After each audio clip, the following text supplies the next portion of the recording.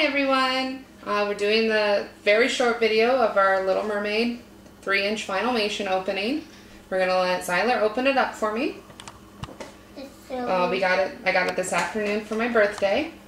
So we're crossing our fingers. We want an Ariel. There you go. And inside here we have these are hard to open. Yeah, the Avenger one was a little easier, huh? Uh-oh, another one. Yeah. No, this one I think is. Okay, yep, find the little corner.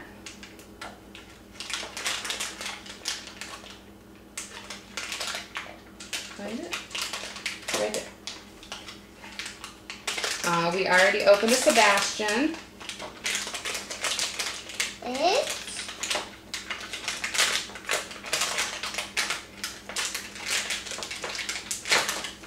Let's open the door a little better. There you go. And we got Prince Eric. That's bad because we didn't get this cup. We did not get Ariel. But that's okay. We can try again. So yeah, we got Prince Eric, which is okay because we didn't have him. He's probably going to be for trade because we're still trying to get Ariel from the set. That's him. That's him. Right? But here he is. You ready? Say bye-bye? Bye-bye. Oh, no. I'm going to see the back of him. Okay.